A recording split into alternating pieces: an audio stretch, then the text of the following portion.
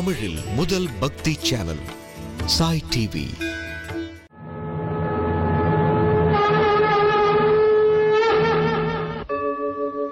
यदा यदा हि धर्मस्य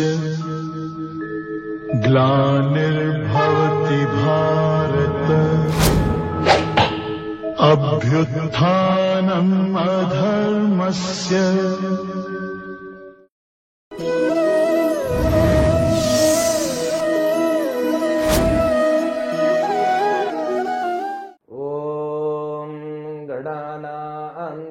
गणपतिगुं हवामहे कविं कवीनामुपमश्रवस्तमम् ज्येष्ठराजं ब्रह्मणां ब्रह्मणस्पत आनशृण्वन्नोतिभिः सीदसादनम्। ॐ श्री महागणाधिपतये नमो नमः। ॐ प्रपन्नपारिजाताय तोत्रवेत्रैकपाणये ज्ञानमुद्राय कृष्णाय गीतामृतदुहे नमः। ஓம் மூர்த்தி எல்லாம் வாழி எங்கள் மோனகுரு வாழி அருள் வார்த்தை என்றும் வாழி அன்பர் வாழி பராபரமே. ஹரிஹி ஓம். ஸ்ரீமத் பகவத்கீதை முதல் அத்தியாயம் 41வது ஸ்லோகம். சங்கரோ நரகாயைவ குலக்ஞானாம் குலஸ்ய ச பதந்தி பிதரோ ஹ்யேஷாம் லுப்தபிண்டோதக க்ரியாஹ. அர்ஜுனன் தனி மனிதனுடைய செயலானது இந்த இயற்கையை பாதிக்கின்றது. தனியாக ஒருவர் செய்கின்ற செயல் இயற்கையை பாதிக்கின்றது. அந்த பாதிப்பினுடைய மகத்துவத்தை உணர்ந்தவன் பக்குவப்பட்ட மனிதன். ஒருத்தர் ஸ்மோக் பண்றார் அப்படின்னா அந்த புகை பிடிப்பவருடைய அந்த புகை, அவரால் வெளிவிடப்படுகின்ற அந்த புகை மற்றவர்களையும் பாதிக்கும் அப்படின்னு ஒருத்தருக்கு புரிந்து விடுகிறது. அப்படிப்பட்ட புரிதல்களுடன் அவர் அந்த புகைப்பிடிப்பை தொடரும் பொழுது அவருக்கே அறியாமல் அவருக்குள் ஒரு குற்ற உணர்வு மேலிடும். அந்த குற்ற உணர்வு சீக்கிரமாக விரைவில் அவரை அந்த பழக்கத்திலிருந்து வெளியில் கொண்டு வந்துவிடும். இதுதான் மனிதனுடைய இந்த 6ஆம் அறிவு அப்படின்னு சொல்லி நம்ம சொல்லணும். சிந்திக்கின்ற திறனைத்தான் 6வது அறிவுன்னு சொல்றோம். விலங்குகளை காட்டிலும் அதிகமாக யோசிப்பது. என்னுடைய செயல் இந்த இயற்கையை பாதிக்க கூடாது. இந்த இயற்கையினுடைய இயக்கமானது அது நல்ல இயக்கத்திற்கு தான் அது துணை நிற்கும். அதுதான் தர்மம். அதர்மத்தை செய்து கொண்டு நான் இந்த வாழ்க்கையில் வாழ்வாங்கு வாழ முடியாது. அத்துணை பேருக்குமே ஒரு கேள்வி. அதர்மமாக போகின்றவர்கள் தான் நன்றாக இருக்கிறார்கள், சந்தோஷமா இருக்காங்க. இல்ல சார், நமக்கு அவர்களுடைய வாழ்க்கை கூடவே நம்ம டிராவல் பண்ணல.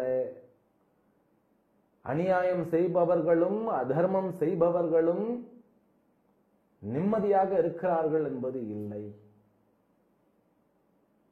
முதல்ல அவர்கள் அநியாயம் செய்கிறார்களா அப்படின்னு சொல்லி ஜட்ஜ் பண்றக்கூடிய அளவு பக்குவம் நம்ம கிட்ட வந்துருச்சான்னு நமக்கு பார்க்கணும்.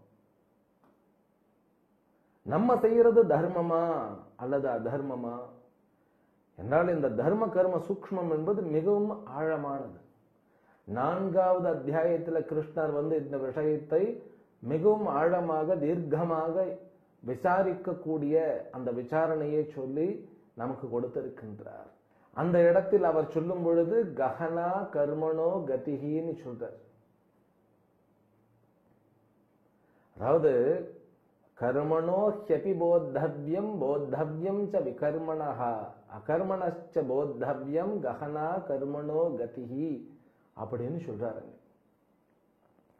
இந்த உலகத்தில் செய்ய வேண்டிய நம்மால் செய்ய தள்ளப்படக்கூடிய கர்மங்கள் என்ன என்ன, நம்மால் தள்ளப்படக்கூடிய கர்மங்கள் என்ன என்ன, நம்மால் கர்மத்திற்கும் அப்பாற்பட்டு புரிந்து கொள்ளக்கூடிய தத்துவங்கள் என்ன என்ன, இதையெல்லாம் மிகவும் தெளிவாக நமக்கு விளக்கி இருக்கின்றார் பகவான் கிருஷ்ணர். இந்த அர்ஜுனனுடைய இந்த யோஜனை, அதாவது இந்த யோசனை இந்த விசாரம், அவர் இப்படி திங்க் பண்றது தவறான்னு கேட்டா தவறு கிடையாது. ஒரு தனி மனிதனுடைய இயக்கம் இந்த பேர் இயக்கத்தில் ஒரு அங்கமாக அதை பாதிக்க செய்யும். அதே போல பேர் இயக்கத்தினுடைய ஒரு அங்கமாக இருக்கக்கூடிய தனி மனித இயக்கமும் பாதிக்கப்படும். அதனால ஒவ்வொருவரும் நம்ம மனுஷனா பிறந்துட்டோம், நமக்கு இந்த உலகம் கிடைக்கப்பட்டிருக்கிறது, கொடுக்கப்பட்டிருக்கிறதுங்கிறதுக்காக நம்ம இஷ்டத்துக்கு இந்த உலகத்தை சீரழிக்க கூடாது. என்னுடைய வாழ்க்கை அது எனக்கும் பிரயோஜனமாக அமைந்து மற்றவர்களுக்கும் பிரயோஜனமாக அமைய வேண்டும். சொல்ல போனா இந்த பறவைகளும் விலங்குகளும் இந்த இயற்கையை அவைகள் சீரழிக்காமல் இயற்கையான வாழ்க்கை வாழ்ந்து தன்னுடைய விஷயங்களை, அதாவது வாழ்க்கையை தீர்த்து கொள்ளுகின்றன. இந்த மனிதனுக்கு மட்டும்தான் இந்த இயற்கையை எப்படி தனக்கு சாதகமாக பயன்படுத்த முடியும் அப்படின்னு யோசனை பண்ணி தன்னுடைய சௌகரியங்களுக்காக அதையெல்லாம் மாற்றி தன்னுடைய ஆரோக்கியத்தையும் கெடுத்து கொண்டு இந்த இயக்கத்தினுடைய ஆரோக்கியத்தையும் கெடுத்து அனைத்தையும் சீரழிக்கக்கூடிய அந்த பக்குவம் இல்லாத விஷயத்தை செய்யக்கூடிய வகையில் அமைந்திருக்கின்றான். அனைவரும் இல்லை, அந்த சில பேர் செய்கின்ற அந்த ஒரு செயலானது மற்றவர்களையும் பாதிக்கிறது அப்படிங்கறத நம்ம புரிஞ்சுப்போம். அதுல நம்மளும் இருப்போமோ என்னமோ தெரியாது. அதனாலதான் தர்ம கர்ம சூக்ஷ்மங்களை, நல்லது கெட்டது தெரிஞ்சுதான் வாழ்க்கையில எதையும் பண்ணணும் அப்படின்னு பெரியவர்கள்லாம் சொல்லுவாங்க. ஒரு காரியத்தை நான் ஆரம்பிச்சா இந்த காரியம் எங்க போய் முடியும் அப்படிங்கிறது நம்மளால கண்டுபிடிக்க முடியாது. அதுதான் சூக்ஷ்மம் இல்லையா? அதனாலதான் பெரியவர்களுடைய துணையையும் நீதி நூல்களுடைய துணைகளையும் பிறகு உபனிஷத் முதலிய ரகசியங்களை சொல்லக்கூடிய அந்த நூல்களையும் பயின்று நான் வாழ்க்கையில் என்னை உயர்த்தி கொள்ள வேண்டும் அப்படின்னு சொல்லப்படுகிறது. இப்ப இவர் என்ன சொல்லுகிறார் அப்படின்னா, ஒரு தனி மனிதனாகிய நான் இந்த என் முன் இருக்கின்ற அத்தனை பேரையும் அழித்து விட்டால் அவர்களுடைய குடும்பத்தினுடைய குலதெய்வத்தை வழிபாடு முதலிய அனைத்து தர்மங்களும் சீரழிந்து விடும். பிறகு என்ன, வருண கலப்பு ஏற்பட்டு விடும். பிறகு அவர்களுடைய பெற்றோர்கள் ஸ்ரார்த்த தர்ப்பணங்கள் முறையாக செய்யப்படாததினால் பித்ருலோகத்தில் இருக்கக்கூடிய அவர்களுடைய பெற்றோர்கள் உணவை இழந்து விடுவார்கள் அப்படின்னு சொல்றார். இப்ப இதுல என்ன சமாச்சாரம் அப்படின்னா, நம்ம பிறக்கும் பொழுதே இந்த பிறப்பு என்பது ஆதி கிடையாது. இது தொடக்கமாக இருக்க முடியாது. ஏற்கனவே விஷயங்கள் இருந்து அதன் தொடர்ச்சியாக எனக்கு இந்த சரீரமானது கொடுக்கப்பட்டிருக்கிறது. அதுதான் சாஸ்திரம் நம்முடைய சரீரத்தை பார்க்கக்கூடிய அந்த பார்வை, பர்செப்ஷன் அப்படின்னு சொல்லுவாங்க. இது என்னுடைய கர்ம பலனால் எனக்கு விளைந்த சரீரம், ஆனால் இது முதல் அல்ல, ஏற்கனவே எனக்கு தொடர்ச்சியாக வேறு சரீரங்கள் கிடைக்கப்பட்டு இந்த சரீரம் கிடைக்கப்பட்டிருக்கிறது. இந்த சரீரம் கிடைக்கப்பட்டு இந்த சரீரத்தை கொண்டு நான் வாழும் பொழுது இந்த சரீரத்தை கொடுத்த, அதாவது என்னுடைய கர்ம பலனுக்கு நான் அனுபவிப்பதற்காக என்னுடைய தாய் தன்னுடைய சரீரத்தை வதைத்து கஷ்டப்பட்டு எனக்கு இந்த சரீரத்தை கொடுத்திருக்கின்றார். இந்த சரீரத்தை பேணி பாதுகாப்பிற்காக தன்னுடைய உழைப்பு என்கின்ற இரத்தத்தை சிந்தி என்னை வளர்த்து ஆளாக்கினான் தந்தை.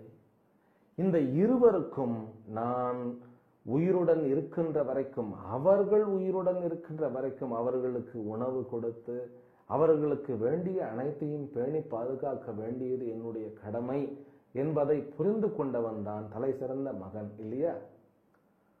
இந்த சாஸ்திரம் என்ன சொல்லுகிறதுனாக்கா, அது நோ ஆப்ஷன், அதனாலதான் மாத்ருதேவோ பவ, பித்ருதேவோ பவ, ஆச்சாரிய தேவோ பவ. அறிவு கண்ணை திறந்தவனும் ஆச்சாரியன் தகப்பனுக்கு நிகராகின்றான் அப்படிங்கிறத அழுத்தி சொல்றது நம்ம சாஸ்திரம். இப்ப இந்த வகையில் நாம யோசிச்சா, தகப்பனார் இறந்து விட்டார், இந்த சரீரத்தை நீக்கிவிட்டார் அப்படின்னா தகப்பனார் இல்லாமல் போகிவிட்டார் அப்படின்னு மனசே ஏத்துக்கிடாது. ஆனால் உண்மையில் நடப்பது என்ன அப்படின்னா அதுதான் விஷயம். இப்ப உயிரோட இருக்கக்கூடிய தகப்பனார் பசியோட இருக்கிறத நம்மளால பார்க்க முடியுமா என்ன? இல்லை. அந்த பசி, தாகம் முதலியவைகள் ஸ்தூல சரீரத்தில் இல்லை. இந்த ஸ்தூல சரீரம் என்பது ஒரு அற்புதம். இது என்ன அற்புதம் அப்படின்னா, 2வது அத்தியாயத்தில் இதை பத்தி ரொம்ப அழகா கிருஷ்ணர் சொல்லுவார். இதற்கு மரணம் இல்லை அப்படிம்பார். ஸ்தூல சரீரத்துக்கு மரணமே கிடையாது. அப்ப மரணம் யாருக்கு என்கின்ற கேள்வி இருக்கு. அதற்கு நம்ம அங்க பதில பார்ப்போம். ஸ்தூல சரீரத்துக்கு ஏன் மரணம் இல்லை என்றால், ஒருவர் இறந்து விட்டால் அவருடைய கண்களை தகுந்த நேரத்தில் அந்த கண்களுக்கு உண்டான சமாச்சாரம், இந்த ரெட்டினான்னு சொல்றாரு இல்லையா, அதை எடுத்து நம்ம அடுத்தவர்களுடைய கண்களுக்கு பொறித்தனால் அவர் உயிருடன் இருக்கின்ற வரைக்கும் அந்த பார்வை அங்கு வேலை செய்யும். இன்னும் சயின்ஸ் இன்னும் அட்வான்ஸ்டா போனது அப்படின்னா, அந்த கண்களை எடுத்து இன்னொருவருக்கு வைத்தால் அது அங்கிருந்து ஒர்க் பண்ணிட்டே இருக்கும். லிவர் டிரான்ஸ்பிளான்டேஷன், ஹிருதய டிரான்ஸ்பிளான்டேஷன், ஹிருதய மாற்று அறுவை சிகிச்சைன்னு சொல்லுவோமா இல்லையா? அப்போ இந்த சரீரம் என்பது மரணத்தின் போது இது மரணம் அடைகிறதான்னா இல்லை. அப்போ ஒருத்தர் மரணம் அடைந்து விட்டார்னாக்கா அவர் நம்மளோட இருக்கக்கூடிய அவருடைய கம்யூனிகேஷன் கட்டாயி போயிடுறது. ஆனா அந்த கம்யூனிகேஷன் கட்டாகி, அதாவது அவர்களுடன் நமக்கு இருக்கக்கூடிய தொடர்பு கட்டாகி விட்டதா அப்படின்னா சாஸ்திரம் என்ன சொல்றது? இல்லை. உன்னுடைய தந்தை உன்னுடைய தந்தையாகத்தான் தொடர்கிறார் அடுத்த சரீரம் கிடைக்கும் வரைக்கும். அடுத்த சரீரம் எப்பொழுது கிடைக்கும்னா, அவருடைய கர்ம பலனுக்கேற்ற சரீரம் வரத்துக்கு உடனே கிடைக்கலாம், இல்ல சிறிது காலம் லேட் ஆகலாம். எப்படி? அதாவது நமக்கு தூக்கத்திலேயே என்ன அப்படின்னு தூக்கத்தை ஆராய்ச்சி பண்ணிட்டு இன்னும் விஞ்ஞானம் இருக்கிறது. தூக்கம் என்றாலே என்ன என்பது ஒரு புரியாத புதிரா இருக்கிறது. தூங்கும் போதுதான் உறுப்புகள் தன்னுடைய சக்திகளை மீண்டும் பெறுகின்றன இல்லையா? ஏன் உயிரோடு இருக்கும் பொழுது, அதாவது விழித்து கொண்டிருக்கும் பொழுதே ஏன் பெறவில்லை அப்படின்னா, அந்த பிராண சூக்ஷ்மங்கள் தான் அதற்கு காரணம். பிராணங்கள் என்பது சூக்ஷ்ம சரீரத்தினுடைய அங்கங்கள், இந்திரியங்கள் என்பது சூக்ஷ்ம சரீரத்தினுடைய அங்கங்கள். இதெல்லாம் நான் ஏற்கனவே சொல்லியிருக்கேன்.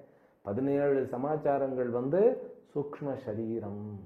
உயிருடன் நம்முடைய பெற்றோர்கள் இருக்கும் பொழுதே அவர்கள் நம்முடன் தொடர்பு வைத்துக் கொண்டது ஸ்தூலமாக அல்ல, சூக்ஷ்மமாகத்தான்.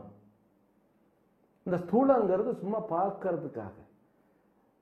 ஒரு ஒரு பெண் பார்த்து ஒருத்தருக்கு திருமணம் செய்கின்றோம். நம்ம அந்த திருமணம் செய்யும் போது இவருக்கு அவருடைய அந்த அந்த பெண்மணியினுடைய போட்டோவை காண்பிக்கிறோம். அதே போல அந்த அம்மாவுக்கு இவருடைய போட்டோவை காண்பிக்கிறோம். அப்ப அந்த போட்டோல பார்க்கறது என்னன்னு கேட்டா ஸ்தூல சரீரம் தான். எத்தனை அடி உயரம், என்ன நிறம், இதெல்லாம் தானே ஒரு முக்கியமான ஒரு பெரிய சமாச்சாரமாக இருக்கிறது. இருக்கட்டும், அதாவது என்ன, அவரவர்களுடைய இஷ்டம் அது. அப்போ இந்த சமாச்சாரத்தை பார்த்து திருமணம் பண்ணி அது முடிந்த பிறகு நம்ம அந்த சூக்ஷ்ம சரீரம், அதாவது அவர்களுடைய மனமும் இவர்களுடைய மனமும் தன்னுடைய உணர்வுகளை, தன்னுடைய ஆசா பாசங்களை பரிமாற்றிக் கொள்வதுதான் வாழ்க்கை. அப்ப வாழ்க்கை என்பது என்ன அப்படின்னு கேட்டா, ஸ்தூல சரீரம் அதற்கு உபயோகமாக இருந்தாலும் கூட அங்க சூக்ஷ்ம சரீரம் தான் இணைந்து வாழ்கிறது. அதே போலதான் அப்பாவோட தொடர்பு சொல்லும் பொழுது அவருடைய பசி, தாகம், கோபம், உணர்வுகள், உணர்ச்சிகள் இவைகள் அத்தனையும் அவருடைய சூக்ஷ்ம சரீரத்தில் தான் இருந்தன. அந்த சூக்ஷ்ம சரீரம் இறப்பின் போது தொலைக்கப்படுவதில்லை, இழக்கப்படுவதில்லை. அந்த சூக்ஷ்ம சரீரம் தொடர்கிறது. உயிரோட அப்பா பசியா இருக்காருன்னு சொன்னா அந்த மனமானது வேதனை அடைகிறது இல்லையா? அவர் உயிரோட இல்லை அப்படிங்கறத உடனே நம்முடைய கண்களுக்கு தெரியாம இருக்கலாம். அவர்கள் பசியும் தாகமும் தொடர்ந்து கொண்டுதான் இருக்கிறது. அந்த பசியையும் தாகத்தையும் தீர்க்க வேண்டிய கடமை மகனுக்கு இருக்கிறது.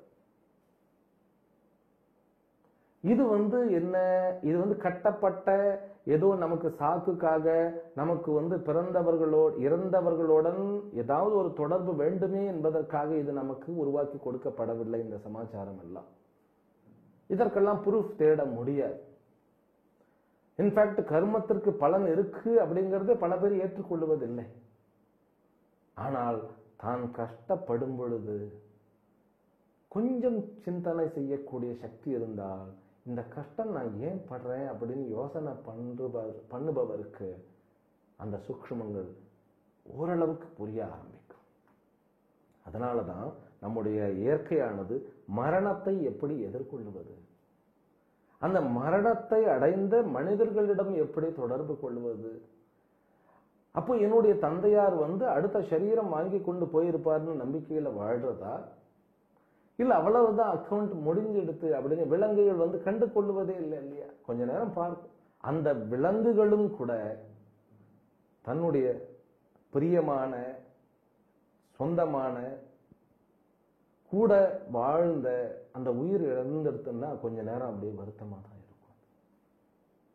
ஆனா மனிதன் உணர்வுகளையும் உணர்ச்சிகளையும் உணர்ந்து அடுத்தவர்களுடைய கஷ்ட நஷ்டங்களை உணர்ந்தவன் முடிந்து விட்டதுன்னு வாழ்க்கையை தொடர முடியாது. அது அப்புறம் மனித வாழ்க்கையே கிடையாது. தொடர்ந்து கொண்டு இருக்கின்றது. அவர்கள் பசி தாகம் எல்லாம் இல்லை அப்படின்னு சொல்லி ஒரு முடிவோட வாழலாம்னா அதுவும் ஒரு முறையற்ற ஒரு வாழ்க்கையாக அமையும். ஏன்னா இதுதான் சாஸ்திர பிரமாணத்தினால் நமக்கு கிடைக்கப்பட்டிருக்கின்ற சமாச்சாரங்கள். சாஸ்திரம் கர்ம பலன் இருக்கின்றதுன்னா அதுல உண்மை இருக்கிறது. ஏன்னா சாஸ்திரம் இந்த ஜோதிட சாஸ்திரமே வானவியல 50-60 வருடங்களுக்கு பிறகு வரக்கூடிய சூரிய கிரகணங்களையும் சந்திர கிரகணங்களையும் முறையாக சொல்லுகின்றது. இந்த நாள் இப்படித்தான் இருக்கும், இந்த நாள் இத்தனை மணிக்கு 10 வருடம் கழிது சூரிய உதயம் இந்த நேரத்தில் தான் இருக்கும் அப்படிங்கறத தெள்ள தெளிவாக கணித்து இருக்கிறது இல்லையா? அந்த ஜோதிட சாஸ்திரத்திற்கு அடிப்படை ஆதாரமாக இருப்பது தர்ம சாஸ்திரம், கர்ம சூக்ஷ்மம். இவைகள்லாம் ஒன்றோட ஒன்று சம்பந்தப்பட்டவை. ஜோதிடத்தில் நம்பிக்கை இருக்கோ இல்லையோ அது அவரவர்களுடைய தனிப்பட்ட கருத்து, தனிப்பட்ட விருப்பு வெறுப்பு. ஆனால் அந்த ஜோதிடம் பஞ்சாங்கம் என்கின்ற முறையை அது கூறுகிறது. அந்த பஞ்சாங்கத்தை ஆராய்ச்சி பண்ணி பார்த்தால் நமக்கே தெரியும் சமாச்சாரங்கள்லாம். அதுதான் இப்போ இங்கே இந்த பிண்ட உதக்க கிரியா, உதக்கம்னா நீர், நீர்க்கடன். அந்த நீர்க்கடன் அப்படின்னு நம்ம சொன்னோம்னாக்கா, இப்போ பிண்டம்னா பிண்டம் வைப்பது, நீர்க்கடனா இந்த எள்ளெல்லாம் வச்சு அந்த தர்ப்பணம் பண்ணுவது. இந்த தர்ப்பணமும் பிண்ட கிரியாவும் இறந்து போன தன்னுடைய பெற்றோர்கள் பசியுடன் இருப்பார்கள். ஏன்னா ஸ்தூல சரீரம் தான் இல்லை, ஸ்தூல சரீரம் இருந்தாதான் தாகம் தீரும். ஏன்னா நாக்கு தேவை நமக்கு.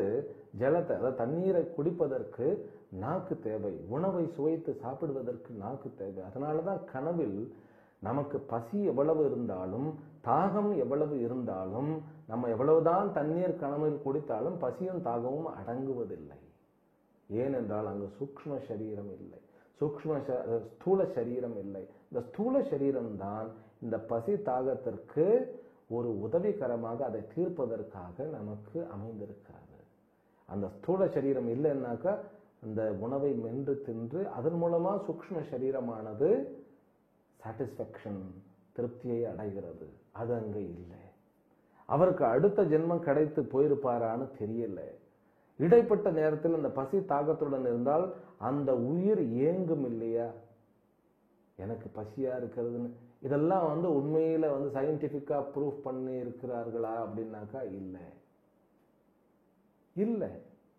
ஆனா ஒரு உயிருடன் இருக்கக்கூடிய ஒருவர் தனக்கு சரீரத்தை கொடுத்து தன்னுடைய வாழ்க்கைக்கு ஆதாரமாக இருப்பவர்களை உயிருடன் எப்படி நான் இருந்து பாதுகாக்க வேண்டியது கடமையோ, அவர்கள் அடுத்த வாழ்க்கையை தொடங்குவது வரைக்கும் உதவ முடிந்தால் அது எவ்வளவு ஒரு சிறப்பான காரியம். அதை தானே தர்மம் சொல்லப்பட்டிருக்கு. அதை மூட நம்பிக்கை அப்படின்னு சொன்னா சொல்லட்டும். உண்மை உண்மையாகத்தானே இருக்கும். அப்ப அவர்களுடைய ஆசீர்வாதம் கிடைக்கிறது. அவர்கள் சரீரம் இல்லைன்னாலும் அவர்களுக்கு சூக்ஷ்ம ஸ்தூலமான, அதாவது பருமானான இந்த உடலை, அதாவது இந்த உணவை ஸ்ரார்த்த தர்ப்பண மந்திரங்களின் மூலமாக சூக்ஷ்மமாக அவர்களுக்கு அடைய செய்ய முடியும். அப்படின்னா எவ்வளவு சந்தோஷமா இருக்கும். சம்டைம்ஸ் நம்ம மொபைல்ல வாட்ஸ்அப்ல பிடிக்கல, சண்டை வந்துருச்சு ஒருத்தருக்கு. அவர் இனிமேல் நம்மளோட பேசவே போறது இல்லைன்னு சொல்லி முடிவு பண்ணியாச்சு. அவரும் முடிவு பண்ணிட்டார். இருந்தாலும் மனசுக்குள்ள அவரை மிஸ் பண்றோம்.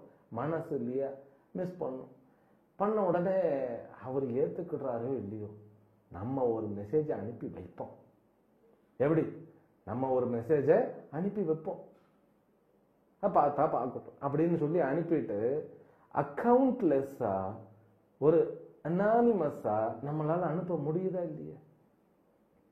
ஒரு கால் இறந்தவர்கள் பசியுடனும் அல்லது தாகத்துடனும் இருந்து அவர்கள் கஷ்டப்பட்டால் நம்முடைய மனசு எவ்வளவு வேதனைப்படும். அதனால சாஸ்திரம் சொல்லுகிறது, அவர்கள் அடுத்த சரீரம் பெறுகின்ற வரைக்கும் பிரேத்த சரீரம் என்று கூறப்படுவார்கள்.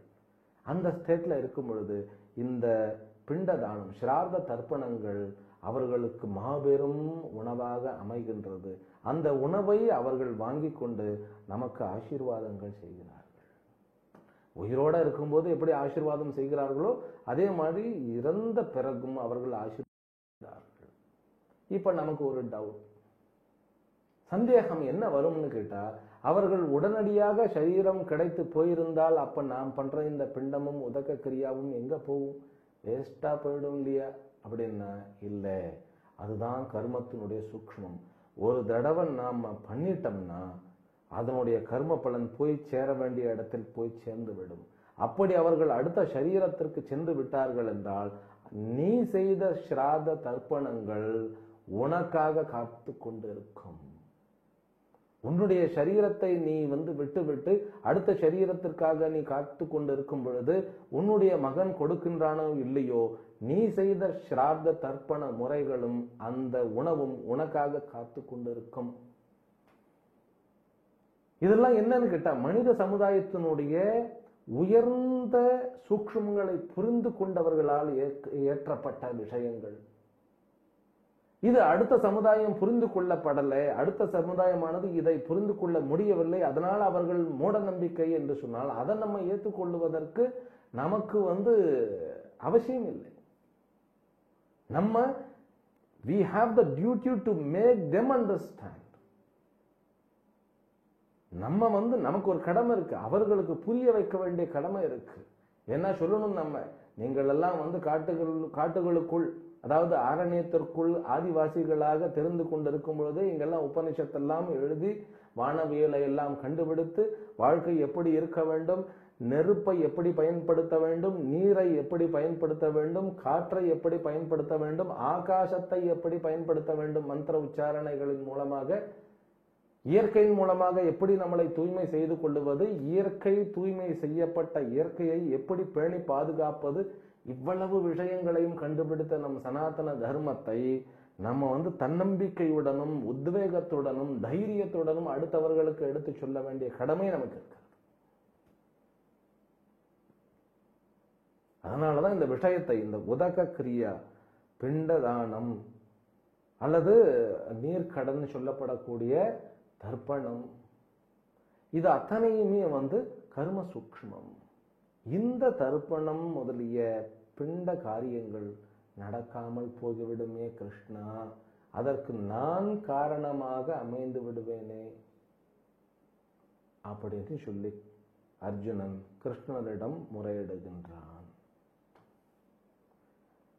அவர் சொன்ன விஷயம் தர்மத்தில் கூறப்பட்ட விஷயம்.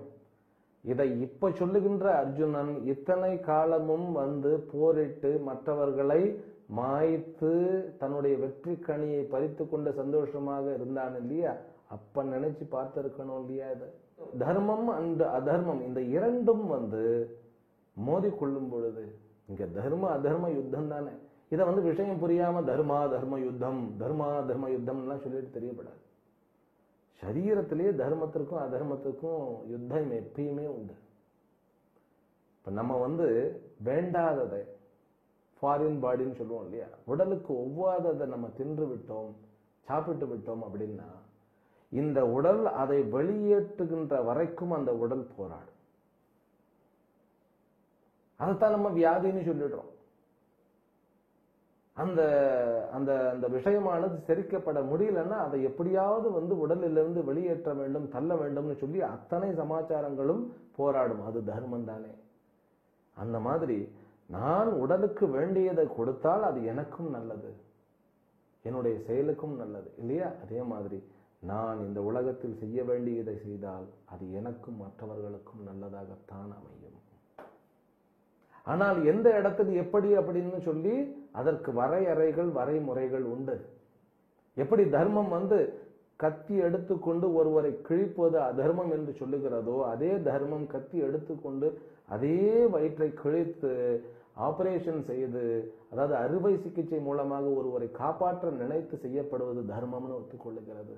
இங்கு நடக்கிறது அறுவை சிகிச்சை தான். இதை நம்ம நியாயப்படுத்தணும்னு அவசியமே இல்லை. ஏனென்றால் போர் என்று மூழ்வது தர்ம அதர்மங்களுக்குள் இங்கு. அதனாலதான் இந்த இடத்துல அவர் சொன்னது சரி இல்லைன்னாலும் நம்ம இதை சாக்கா வச்சு கொஞ்சம் புரிஞ்சுக்கணும். வாழ்க்கைன்னா என்ன, நம்ம பெரியவர்கள் வாழும்போது எப்படி சிறந்த முறையில் வாழ வேண்டும் என்பதையும், வாழ்ந்த பிறகு அவர்களுடன் எப்படி நாம் சிறந்த வாழ்க்கையை மேற்கொள்ள முடியும் என்பதையும் நமக்கு கற்று கொடுத்திருக்கிறார்கள். அப்போ இந்த சமாச்சாரங்கள் நாம் புரிந்து கொண்டால் நம்முடைய வாழ்க்கையானது மேம்படும். அடுத்த ஸ்லோகம் படிப்போம். தோஷைரேதைः குலக்னானாம் வர்ணசங்கர காரகைः உத்சாத்யந்தே ஜாதி தர்மாः குலதர்மாश्च சாஸ்வதாः. பட்டியலிடுறார். ஏதைஹி தோஷைஹி வர்ணசங்கர காரகைஹி.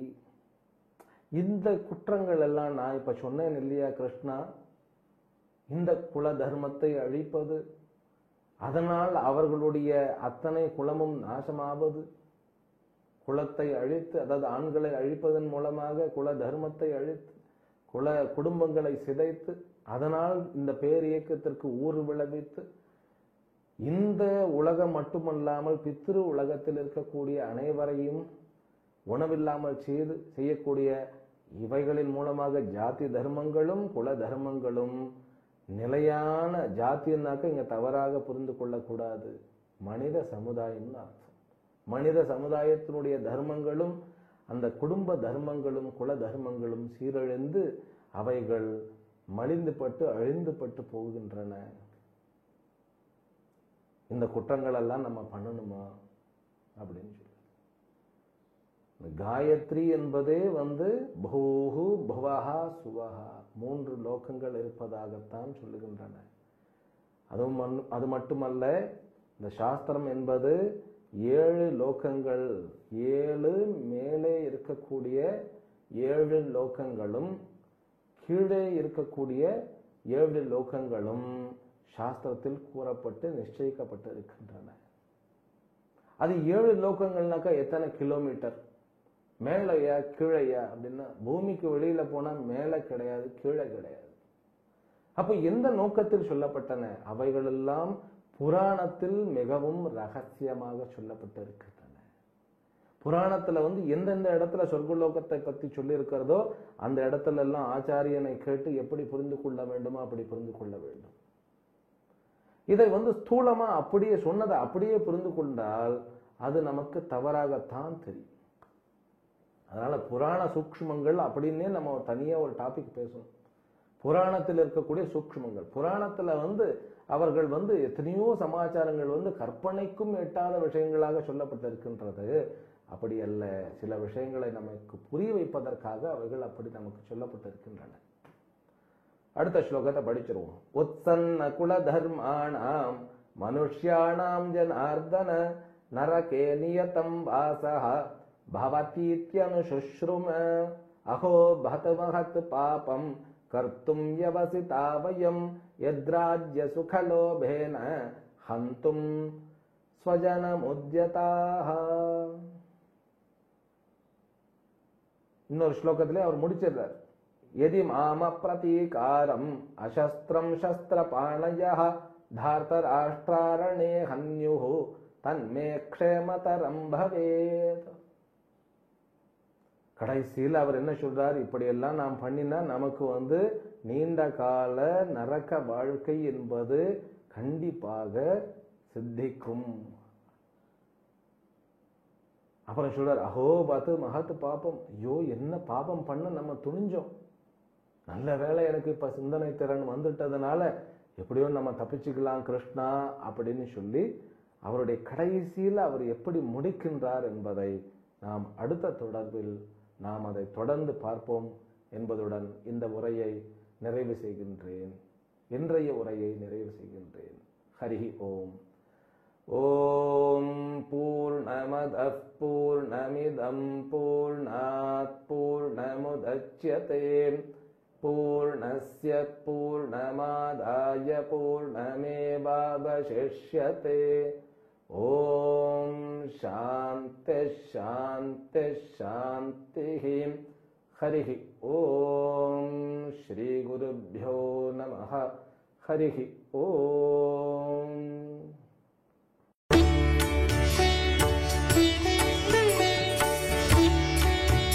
தமிழில் முதல் பக்தி சேனல் சாய் டிவி.